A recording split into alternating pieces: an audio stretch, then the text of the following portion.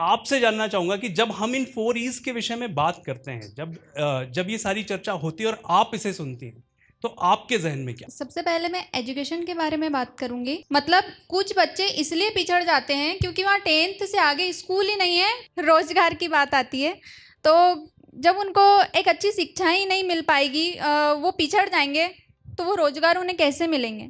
जैसे मैं एक एग्जांपल देना चाहूँगी। अभी सिनर्जी संस्थान में एक मतलब उड़ान फेलोशिप निकली थी। मुझसे बोला गया था कि अगर आपके गांव में ऐसी कोई लड़की हो तो उससे फॉर्म भरवाना। मैंने उससे बोला कि ऐसी ऐसी संस्था में और ऐसा ऐसा फॉर्म निकला है, अगर तुम अप्लाई करना चाहो तो। वो 8th पढ़ी है, 8th के बाद उसकी सिचुएशन ऐसी थी कि वो आगे पढ़ नहीं पाई। तो मैंने उससे बोला कि आप अगर वहाँ पे अप्लाई करना चाहो तो पहले तो वो हाँ हो गई कि ठीक है मैं कर लूँगी। लेकिन फिर जब उसने वो फॉर्म देखा, उसमें क्वेश्चन देखे, अपने आप पीछे हट गई वो। मतलब उसमें वो एम्पावरमेंट है ही नहीं, वो सशक्तिकरण है ही नहीं कि मतलब मैं आगे जाके कुछ कर पाऊँ, खुल के आगे आ पाएंगी। पहले तो पढ़ने के साधन नहीं है, फिर लॉजिस्टिक्स नहीं है। पर ये जब भोपाल में आ जाते हैं, ये एवरेज स्पेशली 17-18 एज ग्रुप में जब जाते हैं तो ड्रॉप आउट जो फीमेल का है वो काफ़ी बढ़ जाता है। 40% फीमेल्स बाहर हैं। अब बात आती है कि इनको बेसिक पढ़ना लिखना कितना आता है, तो ग्रेड 2 लेवल का टेक्स्ट होता है, तो नेशनल एवरेज से हम काफ़ी पीछे हैं। तो हमने इस चीज़ को ध्यान में रखते हुए चुना कि कौन इसमें आ सकता है, इस तरह के कोर्सेज़ कैसे हों। तो हमारी डिज़ाइन ऐसी है कि हम 2 महीने के छोटे कोर्सेज़ कराते हैं रेसिडेंशियली, फिर जो ऑन जॉब ट्रेनिंग होती है उसका एक एक्सपोजर होता है और फिर इनको एम्प्लॉयमेंट के लिए भेज दिया जाता है। तो ये हमारी भी रिस्ट्रिक्शंस हैं क्योंकि इसमें पैसा लगता है, डोनर सपोर्ट की रिक्वायरमेंट होती है, तो कुछ लोकेशंस पर होते हैं। कोर्स बहुत ट्रेडिशनल भी हैं, नॉन ट्रेडिशनल भी हैं। ब्यूटी का है, टेलरिंग का है, हॉस्पिटलिटी की बात है, जो होटलों में सर्विसेज देते हैं, सर्विस इंडस्ट्री है, या नर्सिंग असिस्टेंट का कोर्स है, इस तरह के कोर्सेज होते हैं। तो इसमें भी ये देखा है कि गांव से आने की जो आकर रुकना, इसमें किसी आपको जो पसंद ट्रेड है उसमें आप ट्रेनिंग ले लो, फिर आपको एक बेसिक एम्प्लॉयमेंट मिलेगा और फिर आप प्रोग्रेस आगे कर सकते हो। पर हमारा ओवर द पीरियड समझ में आया कि जब नहीं आ रहे हैं तो हम उनके पास जाएं। तो अभी हमने नया इनिशिएटिव किया है कि कम्युनिटी में जाते हैं। कम्युनिटी से अगर डिमांड आती है, 20-25 बच्चे आ जाते हैं कि हमको ये ट्रेड में कुछ सीखना है, तो हमारा ट्रेनर वहाँ जाता है। वो या तो कम्युनिटी जगह दे देती है, हम किस तरह का अरेंजमेंट करते हैं, और उनके पास जाके अगले 30 दिन तक वो पूरा जो भी नो हाउ है वो ट्रांसफ़र करते हैं, यानी कि उनकी ट्रेनिंग होती है और फिर उनका प्लेसमेंट होता है। तो ये नया इनिशिएटिव अभी हमने शुरू किया। मतलब मुझे लगता है कि अगर एंटरप्रेन्योरशिप को ही थोड़ा देखा जाए और माइंडसेट को देखा जाए, मैं एकदम नहीं सोच रही हूँ कि कोई युवा एकदम उद्यमी बन रहा है, और पर मैं अगर माइंडसेट की बात करूँ तो बहुत अगर काफ़ी समय के बाद हम काम करना शुरू करते हैं ना, तो एक ये दिक्कत आती है, हम युवाओं को बोलते हैं कि आप अपने आइडिया पे काम कीजिए। हमारा एक प्रोग्राम है जिसमें हम कुछ युवाओं को ढूंढते हैं और वो अपने आइडिया पे काम करते हैं। कुछ समय के लिए एक वित्तीय सपोर्ट रहता है और मेंटरशिप, लोकल मेंटरशिप रहती है।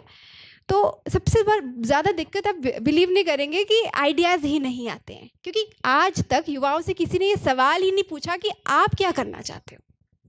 तो जब ये सवाल पहली बार पूछा जाता है तो वो बहुत जद्दोजहद होती है। तो मुझे लगता है जितनी जल्दी हम शुरू करें, हम 8वीं 9वीं के साथ अब काफ़ी ज़्यादा वोकेशनल स्किल्स की ट्रेनिंग करते हैं, तो अभी और लोकल प्रॉब्लम्स को हम कैसे सॉल्व कर सकें। मेरा प्रश्न ये है कि how can we come together, हम साथ में कैसे आ सकते हैं।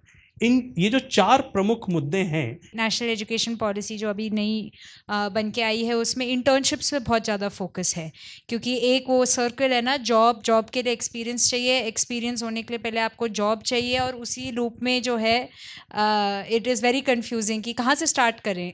ये दोनों चीज़ के लिए एक पहले होना ज़रूरी है। That gives the person also an opportunity कि आप अगर मैन्युफैक्चरिंग कंपनी में आपने इंजीनियरिंग की, आप मैन्युफैक्चरिंग कंपनी में एज एन इंटर्न या एज एन अप्रेंटिस गए, वहाँ पे जब आप जाके काम देखेंगे तो आप खुद भी डिसाइड कर सकते हैं कि क्या ये मेरे लिए है या नहीं, because now right fit right job is a very important thing. और NGOs के साथ, सिविल सोसाइटीज़ के साथ क्या क्या सेक्टर्स में हम ये पूल बना सकते हैं कि जहाँ से जो कॉर्पोरेट्स हैं या जो प्राइवेट सेक्टर के लोग हैं उनको पता है कि अच्छा इस संस्था में ये बच्चे इस एज ग्रुप के रेडी हैं जिनको हम इंटर्नशिप्स की अपॉर्चुनिटीज़ दे सकते हैं। मैं थोड़ा ब्रॉड पर्सपेक्टिव में देखूं तो मुझे दिखता है कि मध्य प्रदेश की जो लगभग 8 करोड़ आबादी है, सबको साथ आने के लिए एक बेटर ह्यूमन रिसोर्स प्लानिंग करने की ज़रूरत है। मुझे ऐसा लगता है, क्या ह्यूमन रिसोर्स की प्लानिंग डिस्ट्रिक्ट लेवल पे नहीं हो सकती?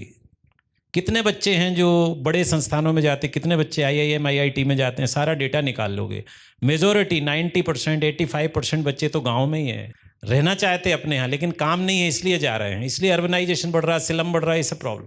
यदि लोकल प्लानिंग थोड़ी सी करने लगे, वहाँ सिविल सोसाइटी का रोल और प्राइवेट सेक्टर का रोल बहुत इंपॉर्टेंट है, लेकिन ये सरकारी सिस्टम की एक बड़ी नाकामी है, मैं कह सकता हूँ मुझे, कि जब लोकल प्लानिंग होती है तो academic institution, private sector, civil society को कितना, कुछ नए अधिकारी हैं जो अब उनका रोल समझने लगे हैं और वो पार्टिसिपेशन कर रहे हैं उनका। तो लोकल ह्यूमन रिसोर्स प्लानिंग करने से हमारा जो लोकल रिसोर्सेज हैं, basically civil society, private sector better understand करता है चीज़ों को कि कौन सा ऐसा लोकल रिसोर्स है, चाहे वो प्राइमरी सेक्टर हो, सेकेंडरी सेक्टर हो, टर्सरी सेक्टर हो, जिसमें लोकल यूथ का एंगेजमेंट बढ़ाया जा सकता है, एम्प्लॉयमेंट की अपॉर्चुनिटी बढ़ाई जा सकती हैं। हम सोचते हैं एंटरप्रेन्योरशिप वही है जब 100 करोड़, 200 करोड़, 1500 करोड़, 2000 करोड़।